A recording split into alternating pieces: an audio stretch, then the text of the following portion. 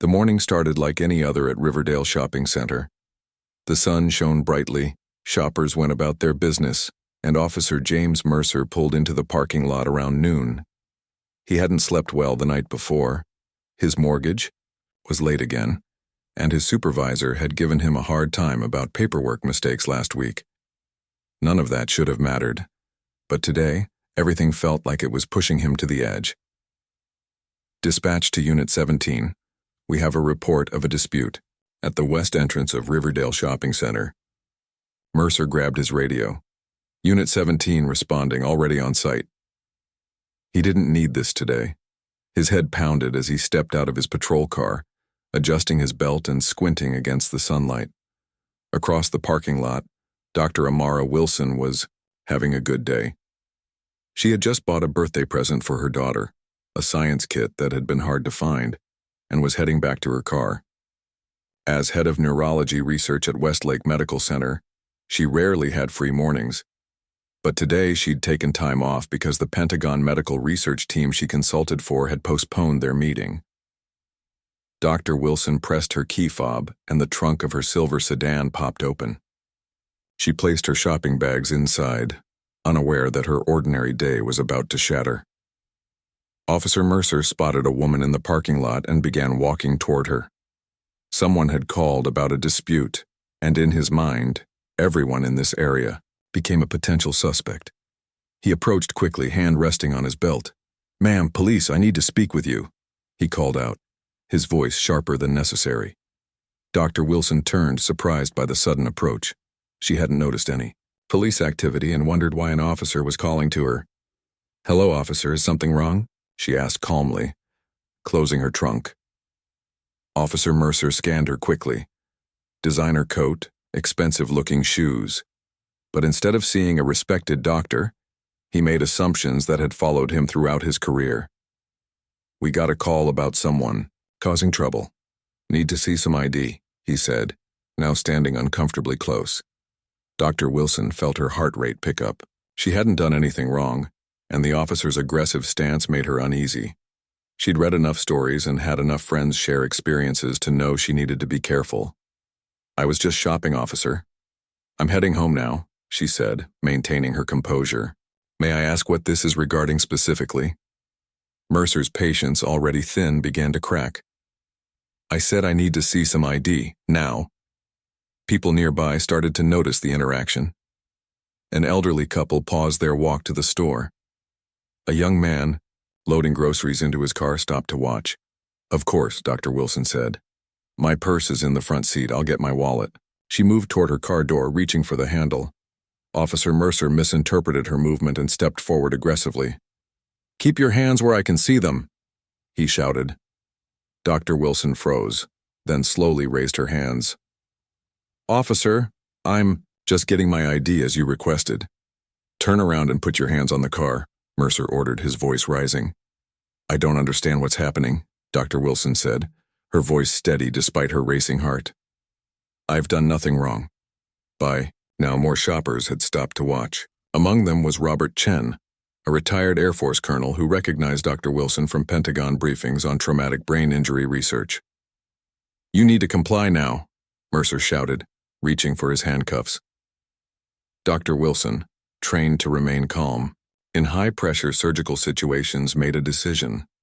"I'm going to reach for my phone to record this interaction," she said clearly, wanting to document what was happening. "It's in my coat pocket." Her hand moved slowly toward her pocket.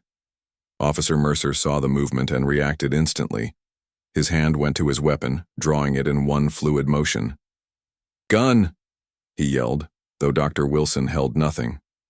The shot rang out across the parking lot. Dr. Wilson crumpled to the ground, clutching her side as blood began to spread across her white blouse. The shopping center fell silent for one terrible moment before erupting into chaos. "Oh my God, she's been shot," someone screamed. Colonel Chen rushed forward. "Officer, what have you done? This woman is a Pentagon consultant." Officer Mercer stood, frozen, his gun still drawn. In his mind, he'd seen a threat. In reality, there had been none. He reached for his radio. Unit 17 requesting backup at Riverdale Shopping Center. Shots fired, he said, his voice mechanical. He didn't call for an ambulance. Colonel Chen knelt beside Dr. Wilson, using his jacket to apply pressure to her wound. "Somebody call 911, he shouted to the gathering crowd. "Tell them we need an ambulance now." A young woman was already on her phone, recording everything while talking to emergency services. "Yes, a police officer just shot someone in the Riverdale parking lot. The victim needs help immediately." Dr. Wilson lay on the asphalt fighting to stay conscious. Her thoughts weren't of her prestigious career or her work with the Pentagon, but of her daughter waiting at home, expecting to see that science kit later. "Please," she whispered. "My daughter." More police cars arrived within minutes, followed closely by an ambulance. The paramedics pushed through the crowd and took over from Colonel Chen, working quickly to stabilize Dr. Wilson. Officer Mercer stood back, watching as his fellow officers secured the scene. One pulled him aside. "What happened, James?" "She was reaching for something," he said, but even to his own ears the words sounded hollow. As paramedics loaded Dr. Wilson into the ambulance, Colonel Chen approached another officer. "I need to make a call to the Pentagon immediately. This woman is Dr. Amara Wilson, and she's crucial to ongoing Defense Department medical research." The officer looked startled. "The Pentagon?" "Yes," Colonel Chen said firmly. "And they're going to want to know exactly how one of their key consultants ended up shot in a parking lot while shopping." As the ambulance pulled away, its sirens cutting through the morning air, Officer Mercer watched his career, his freedom, and his future begin to crumble around him. He didn't know it yet, but this wasn't going to be handled like other incidents. The Pentagon didn't take kindly to having their people harmed, and the machinery of real accountability was already beginning to turn. The next day's headline would read, "Respected Pentagon medical researcher shot by police in shopping center parking lot," and nothing would ever be the same again. The waiting room at Riverside Memorial Hospital filled quickly as news of the shooting spread. Dr. Wilson's husband, Thomas, sat with his head in his hands, while their teenage daughter Zoe paced back and forth, still wearing her school backpack. Neither of them could understand how a shopping trip could end with Amara in surgery. "Mr. Wilson?" A surgeon in blue scrubs approached. "Your wife is stable. The bullet missed vital organs, but she lost a lot of blood. She'll need extensive recovery time." Thomas exhaled sharply. "Can we see her?" "She's sedated now, but yes, briefly. Outside." The hospital, a very different scene was unfolding. Police Chief Gordon stepped up to a crowd of reporters, his face a careful mask of concern. At approximately 12:15 today, an officer-involved shooting occurred at Riverdale Shopping Center. The officer has been placed on administrative leave, pending investigation, which is standard procedure. "We're gathering all the facts and ask for patience as we—" "Was the victim armed?" shouted a reporter. Chief Gordon frowned. "We're still investigating the circumstances. Sources say she's a doctor who works with the Pentagon. Is that true?" called another. The chief hesitated visibly. This was the first he'd heard of any Pentagon connection. "We're not releasing victim information at this time." As the press conference continued, Colonel Chen was making phone calls from his car. After witnessing the shooting, he'd followed the ambulance to confirm Dr. Wilson's condition. Now he was reaching out to contacts he hadn't called in years. "General Phillips, it's Robert Chen. I'm sorry to call out of the blue, but something's happened to Dr. Wilson." "Yes, Amara Wilson from the TBI research team. She's been shot by a police officer in what appears to be a completely unjustified situation. I witnessed it myself." The conversation continued for several minutes, with the colonel's voice growing more assured. "Thank you, sir. I appreciate your help with this." At the police station, Officer Mercer sat alone in a small room. His union representative had advised him not to speak until their lawyer arrived. The shooter's interview was standard procedure, usually resulting in a few weeks of paid leave before returning to duty. Most officers in his position were back on the streets within a month. The door opened, and Captain Reynolds entered with 2 cups of coffee. "How you holding up, James?" he asked, sliding a cup across the table. Mercer shrugged. "Been better, but I followed protocol. She was reaching for something. Reynolds nodded sympathetically. These things happen fast, you make split-second decisions. Exactly. Anyone would have done the same. Reynolds took a long sip of coffee. Thing is, James, there might be complications with this one. What do you mean? The woman you shot, Dr. Wilson, apparently does classified medical research for the Pentagon. We've received 3 calls from Washington in the last hour. Mercer's face paled. Pentagon? Nobody told me. You didn't ask who she was before. You fired, Reynolds said, his tone shifting. And now we've got the Department of Defense breathing down our necks. Back at the hospital, as evening fell, Thomas and Zoe sat beside Amara's bed. Her normally vibrant face was ashen against the white pillows. Dad, why would a police officer shoot Mom? Zoe whispered. She never hurts anyone. She helps people. Thomas had no answer. How could he explain something he didn't understand himself? A soft knock interrupted them. A woman in a dark suit stood in the doorway holding a small briefcase. Mr. Wilson? I'm Catherine Diaz from the Justice Department's Civil Rights Division. I'd like to speak with you about what happened today. Thomas looked surprised. Justice Department? That was fast. Catherine stepped into the room. When certain people at the Pentagon heard what happened, they made calls. I was on a plane 2 hours later. Across town, protesters began gathering outside police headquarters. What started as a few dozen people grew into hundreds by nightfall. Their chants echoed through downtown. Justice for Dr. Wilson. Release the footage. Inside, Chief Gordon was meeting with his command staff and the city attorney. We need to get ahead of this, the attorney advised. The Pentagon connection changes everything. What exactly does the Department of Defense have to do with a local police matter? Asked Deputy Chief Harris. Dr. Wilson leads research on treating brain injuries in military personnel, the chief explained, reading from a file that had been delivered an hour earlier. Her work has apparently saved countless veterans' lives. And one of our officers shot her while she was putting shopping bags in her car, Harris said grimly. What about Mercer's record? The attorney asked. There was uncomfortable silence before someone slid a thick folder across the table. 6 complaints of excessive force in 5 years, Chief Gordon said quietly. 3 involving minorities.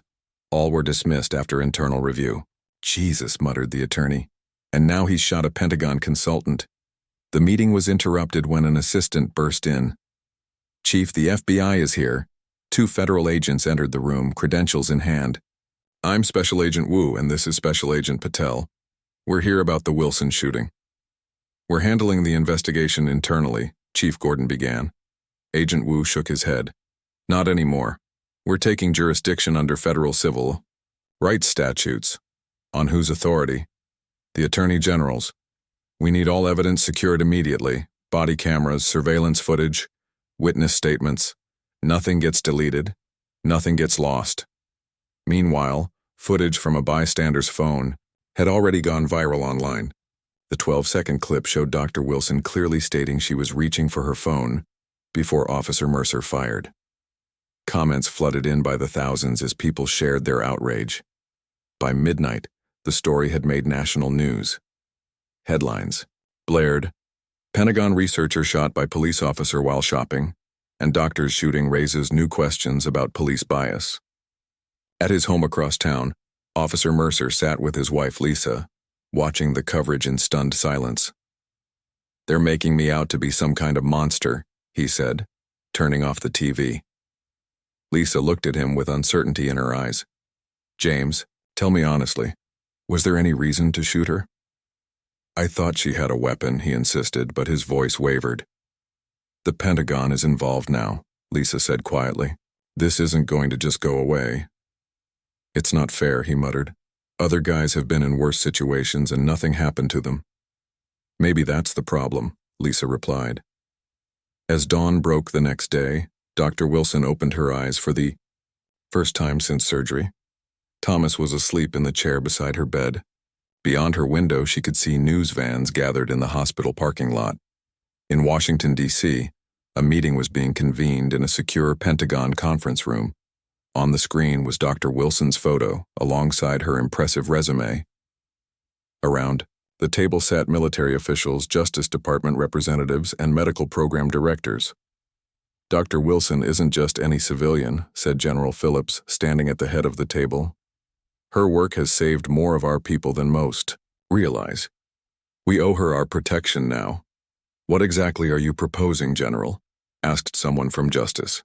"I'm proposing we make an example of this case. No more cover-ups, no more slaps on the wrist. Full accountability." As they discussed strategy, public pressure was already building. The incident was becoming a flashpoint in a larger national conversation. And Officer Mercer, who thought he'd be back on duty within weeks, was about to discover just how wrong he was. 2 weeks after the shooting, Dr. Wilson sat on the edge of her hospital bed while a physical therapist helped her stand. Pain shot through her side despite the medication. "You're doing great," the therapist encouraged. "Just a few steps today." Thomas watched from the doorway, his face a mixture of pride and worry. The doctors had said Amara was lucky. The bullet had missed her vital organs by inches, but her recovery would be long and difficult. "I need to get back to my research," Amara said through gritted teeth, as she took a small step forward. Research will wait," Thomas replied gently. "The Pentagon has put everything on hold." What Thomas didn't mention was how that same Pentagon influence had transformed her case from a local incident into a national conversation. Outside, the halls were still guarded by security, not because they feared further harm to Amara, but because reporters kept trying to sneak in for exclusive interviews. Across town, Officer Mercer's life was unraveling in ways he never imagined possible. He sat at his kitchen table, staring at the suspension notice he'd received that morning. Not the typical paid administrative leave. This was unpaid, pending investigation outcomes. His phone rang for the 5th time that hour. The screen showed his partner from the force, Dave Williams. "Still not answering calls?" his wife Lisa asked, folding laundry nearby. "What am I supposed to say to them?" James snapped. "Half the department won't even look me in the eye anymore." Lisa set down the clothes. "Maybe because the body camera footage doesn't match what you told them." The footage had been released 3 days ago, far faster than usual after intense pressure from federal officials. It clearly showed Dr. Wilson announcing she was reaching for her phone, moving slowly, and Mercer firing without warning. There was no mistaking what had happened. "I thought I saw a weapon," he insisted weakly. "You've said that 20 times, Lisa replied, her voice tired. "But the video shows something different." The doorbell rang, making them both jump. Through the window, they could see news vans parked along their street. "Don't answer it," James said. "We can't hide forever." Lisa pulled back the curtain slightly. "It's not reporters this time. It's Andrew from the union." She let him in, and Andrew, a burly officer who'd represented countless cops in trouble, looked unusually somber as he sat down. "I'll be straight with you, James. The union's backing away." "What? They can't do that?"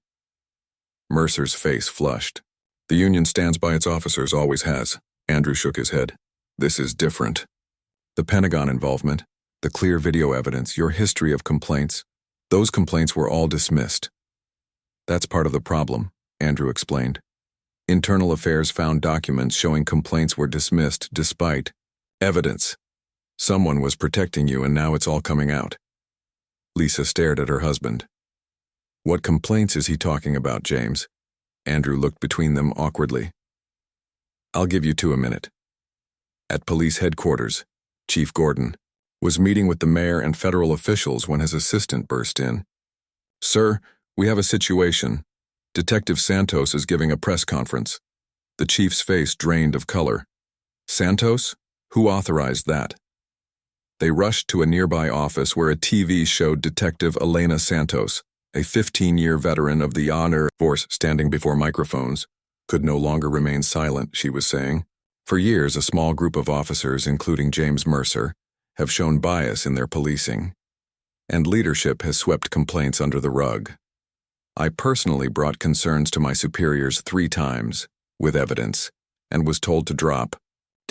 The mayor turned to Chief Gordon, his expression furious. "Did you know about this?" Before Gordon could answer, Santos continued on screen. "The shooting of Dr. Wilson wasn't an isolated incident. It was the inevitable result of a system that protects problem officers instead of correcting them. Back at the hospital, Amara was sitting up in a chair when Catherine Diaz from the Justice Department entered with a tablet. "Dr. Wilson, how are you feeling today?" "Better," Amara said. "Though I'd feel much better if people would talk to me directly instead of around me." Catherine smiled. "That's fair. I wanted to update you personally. We're filing federal civil rights charges against Officer Mercer." "Already? Isn't that unusually fast?" "Yes," Catherine admitted, "but this case has high priority." She didn't mention the daily calls from Pentagon officials demanding progress. "We also have reason to believe other officers will testify against him." Thomas squeezed his wife's hand. "What does that mean for us?" "It means justice might actually happen this time," Catherine said. "But there's something else. The media. Attention on your case has brought forward other victims of police misconduct. They want to meet with you once you're stronger." Amara looked thoughtful. "I never wanted to be the face of this issue." "Sometimes we don't choose our battles," Thomas said quietly. "They choose us." That evening, a candlelight vigil for Dr. Wilson and other victims of police violence drew thousands. The crowd stretched for blocks, their lights creating a river of flickering gold against the darkening sky. Among the speakers was Colonel Chen, who had witnessed the shooting. "I've served this country for 30 years, he told the crowd. "And I've never seen anything as unnecessary or unjust as what happened to Dr. Wilson. She saves lives every day through her research. The least we can do is ensure accountability for what happened to her." As his words were broadcast live, Officer Mercer watched from home, alone now that Lisa had taken the kids to her mother's house. The isolation felt crushing. Former friends wouldn't return calls. The neighbors crossed the street to avoid him. His own children looked at him differently. The next morning, James met with the defense attorney provided by the union, their last gesture of support before distancing themselves completely. "They're building a serious case," the lawyer explained. "Multiple federal charges, civil rights violations, and the prosecutor is talking about pattern and practice, evidence from your previous complaints. So, what's our defense?" The lawyer looked uncomfortable. "I need you to be realistic about this, James. With the video evidence plus officers from your own department willing to testify about past behavior, they're throwing me to the wolves to save themselves," Mercer interrupted, bitterly. "Maybe. But if the department protected you from consequences before, aren't they partly responsible for what happened? Think about it." At the Pentagon, General Phillips was reviewing Dr. Wilson's research team's work with his staff. The brain injury treatment protocols they'd developed had already saved hundreds of military lives. "We can't lose this research," he told them, "and we won't abandon Dr. Wilson. The Secretary of Defense himself has asked for updates on her case." One aide looked uncertain. "Sir, is it appropriate for the Pentagon to be so involved in a civilian legal matter?" The general fixed him with a steady gaze. "When one of our most valuable medical consultants is shot while shopping because of what appears to be racial bias, you're damned right we get involved. We protect our own, and that includes the civilians who protect our troops through their expertise." As the third week after the shooting began, pressure continued mounting from all sides. More officers came forward with testimony about departmental cover-ups. Peaceful protests continued daily. The hospital announced Dr. Wilson would be released soon to continue her recovery at home. And Officer James Mercer, who once thought the system would protect him as it always had, realized that this time everything was different. The shield that had once felt impenetrable now offered no protection at all. The courthouse steps were crowded with people holding signs and news crews setting up cameras. Today marked the beginning of Officer James Mercer's criminal trial, just 4 months after the shooting, remarkably fast for such proceedings. Inside the building, Dr. Amara Wilson sat in a private room with her husband Thomas waiting to testify. Her physical recovery had progressed well, though she still walked with a slight limp and couldn't stand for long periods. "Are you sure you're ready for this?" Thomas asked, fixing her collar. Amara took a deep breath. "No, but I need to look him in the eye." Catherine Diaz from the Justice Department entered with a folder. "Dr. Wilson, the defense will try to make you angry on the stand. They'll suggest you made threatening movements." "I know," Amara replied calmly. "I've prepared myself." In the courtroom, James Mercer sat beside his lawyer in a dark suit that seemed too big for him now. He'd lost weight over the past months, and dark circles shadowed his eyes. His wife Lisa sat directly behind him, alone in the front row. Most of their friends had distanced themselves, and even Lisa's family had questioned why she stayed. The prosecutor, a veteran federal attorney named Daniel Wright, stood to make his opening statement. The courtroom fell silent. "This case is about abuse of power, plain and simple," he began. Officer James Mercer approached Dr. Amara Wilson in a parking lot where she was loading shopping bags into her car. Less than 60 seconds later, he shot her. The evidence will show he had no justification. The evidence will show a pattern of similar behavior throughout his career. And the evidence will show that until now he faced no consequences for his actions. From his seat, Mercer stared straight ahead, jaw clenched. The prosecutor continued, "You'll hear from fellow officers who witnessed previous incidents. You'll hear from department officials who brushed complaints aside. Most importantly, you'll hear from Dr. Wilson herself, a respected neurologist who helps wounded veterans recover from traumatic brain injuries, about how her life changed forever in that parking lot." In the back of the courtroom, Chief Gordon watched with growing discomfort. He'd been subpoenaed to testify about department practices. The mayor had already asked for his resignation, but he'd refused, hoping to weather the storm. Now, seeing the case laid out so clearly, he wondered if that had been a mistake. The first week of trial brought a parade of witnesses. Security footage and body camera video were played repeatedly, frame by frame. Expert witnesses testified about proper police procedures and how Mercer had violated them. Then came the testimony that changed everything. Detective Elena Santos took the stand, sworn in with a steady voice. As the officer who'd broken ranks to speak out about department problems, she'd faced harassment but stood firm. "Detective Santos, did you have previous concerns about Officer Mercer's conduct?" the prosecutor asked. "Yes. 3 years ago, I witnessed him use excessive force on a young man during a traffic stop. I reported it to our lieutenant." "What happened with that report?" "Nothing. It was marked resolved without investigation. When I asked why, I was told to focus on my own cases." "Was this an isolated incident?" "No," Santos replied firmly. "There were at least 4 other incidents I personally knew about." The defense attorney objected repeatedly, but the judge allowed the testimony, citing its relevance to pattern of behavior. When it was Mercer's turn on the stand, he appeared nervous, his previous confidence gone. Under questioning from his own attorney, he stuck to his story. "I believed she was reaching for a weapon. I acted to protect myself and bystanders." But under cross-examination, he crumbled. "Officer Mercer, in the body camera footage, we clearly hear Dr. Wilson state she's reaching for her phone, correct?" The prosecutor asked.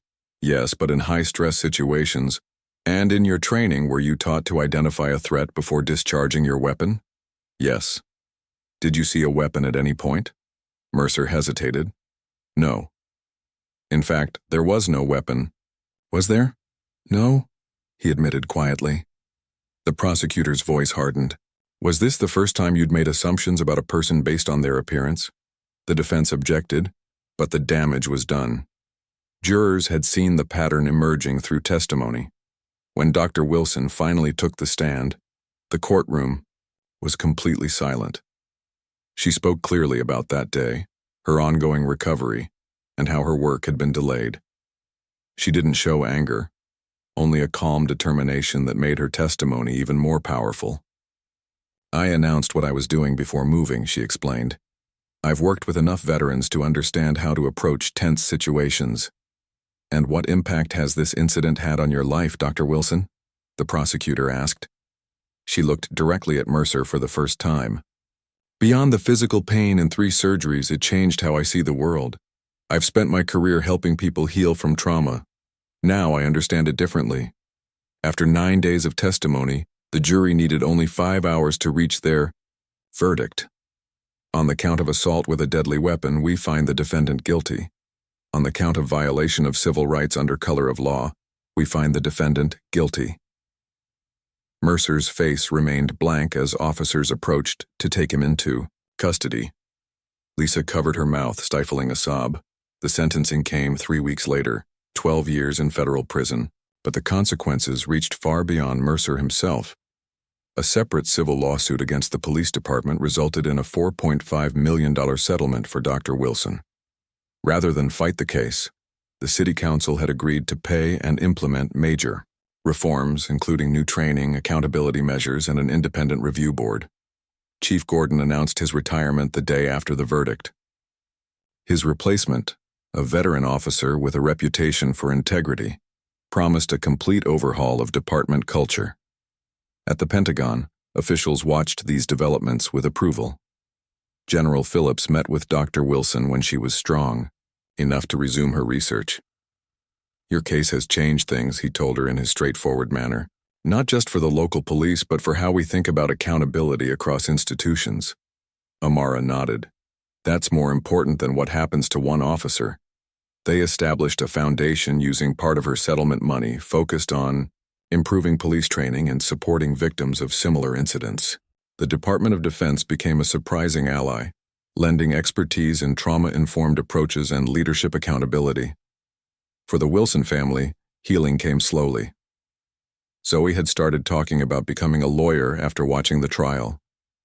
Thomas had become more protective, still waking from nightmares about what could have happened. And Amara pushed herself through physical therapy with the same determination she brought to her research. "Some days I'm angry," she admitted to Thomas one evening as they sat on their porch.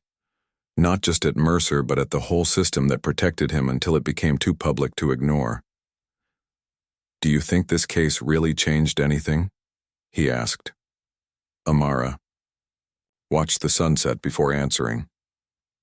"One case can't fix everything, but it's a crack in the wall, and sometimes that's where the light gets in." Meanwhile, in a federal prison, James Mercer began serving his sentence, stripped of the badge and authority that had once seemed like armor against consequences. The system that had protected him for years had finally failed, or perhaps had finally worked the way it was supposed to. 3 years had passed since the shooting in the Riverdale shopping center parking lot. The scar on Dr. Amara Wilson's side had faded to a thin line, though sometimes it still ached before rain, a small reminder carried in her body of how quickly life could change. She stood at the podium in a conference room at the Pentagon, concluding her presentation on new treatment protocols for brain injuries. The research her team had completed was already saving lives. Soldiers who might have faced lifelong impairments were returning to duty, or civilian life with better outcomes. "Thank you for your continued support of this program," she said to the military officials and medical personnel gathered. "Any questions?" A young lieutenant raised her hand. "Dr. Wilson, how did you manage to complete this research while also becoming a leading voice for police reform? The foundation you established has changed training programs nationwide." Amara smiled slightly. Personal questions still made her uncomfortable, but she'd learned to answer them. "I never set out to be an advocate. That role found me. But I discovered the same skills apply: identifying problems, researching solutions, implementing change, and measuring results. Whether it's healing brains or fixing systems, the approach isn't so different." After the presentation, General Phillips walked with her to the parking lot. His hair had more gray now, but his posture remained military straight. "The Secretary wants to expand your program to all VA hospitals," he said. "Congress approved the funding yesterday." "That's wonderful news," the general nodded. "Your incident changed things here too, you know. Made us think harder about how we use our influence. For the better, I hope." "Mostly," he chuckled. "Speaking of influence, how's your other project going?" She knew he meant the police department back home, which had become a testing ground for new approaches after the lawsuit settlement. "Come, see for yourself. They're graduating the first class of officers trained under the new standards next week. Across the country in a medium-security federal prison, former officer James Mercer sat in a circle with 11 other men. The restorative justice program had been his idea. a way to use his experience to help others recognize their biases before they led to tragedy. It took me 2 years to admit what I did was wrong, he told the group, which included 4 other former officers. I kept blaming the system, my training, the stress of the job, and those things mattered. But ultimately, I made assumptions based on what I saw, not what was happening. A facilitator nodded encouragingly. And how has that realization changed you? Mercer looked down at his hands that had once held a badge and gun. I understand now that we carry biases without realizing it. Mine cost someone almost everything and cost me everything too. Later, in his cell, he wrote in his journal, pages that would eventually become part of a training manual for police academies, not because he'd become a hero, but because his failure offered valuable lessons. His ex-wife Lisa had remarried last year. She still brought their children to visit monthly, which was more than he deserved. Their teenage son Ryan had been angry at first, then confused, and finally had begun asking thoughtful questions about what his father had done and why. Back in the city where it all began, Police Chief Vivian Tanner, the department's first female chief, stood in the training academy addressing a room of cadets. Next week, you'll graduate and receive your badges, she told them. But first, I want you to hear from someone. Dr. Wilson entered the room, and the cadets straightened in their seats. Many recognized her. Her case had become required study in their curriculum. I'm not here to make you feel guilty, she began. I'm here because what happened to me revealed problems larger than one officer or one department, and you're part of the solution. She walked slowly between the rows of desks. You're entering law enforcement at a time when trust needs rebuilding. That's hard work. It means examining your own thoughts and reactions. It means speaking up when you see something wrong, even if it's uncomfortable. A cadet raised his hand. Ma'am, how can you stand here talking to us after what happened to you? Amara considered the question carefully. Because change doesn't happen from a distance. It happens through difficult conversations and uncomfortable truths. And because most of you genuinely want to protect and serve, you just need the right tools and support to do it well. That evening, Amara sat with her family on their back porch. Her daughter Zoe, now in college studying criminal justice, was home for the weekend. Thomas brought out glasses of lemonade, his protective hovering having eased over the years.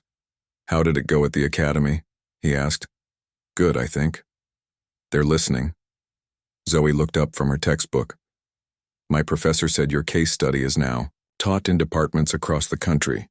Amara nodded. Sometimes I still can't believe how far the ripples have spread.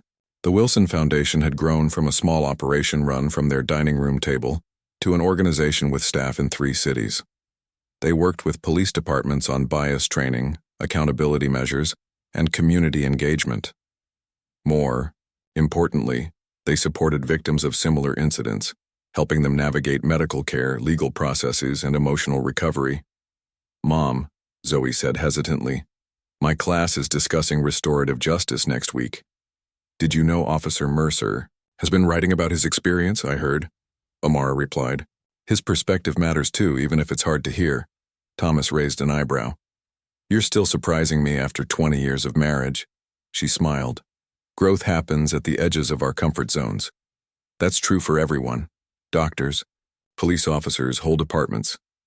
Later that night, after everyone had gone to bed, Amara stood at the window looking at the stars. She thought about how a single moment in a parking lot had altered countless lives.